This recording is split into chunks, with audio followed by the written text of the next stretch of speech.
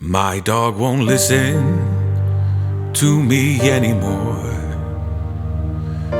After he saw me bottoming, I had a guy over and forgot to close the door.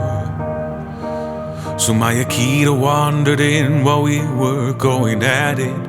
I got him out of the room and closed the door. But since then, my dog doesn't seem to want to listen to me.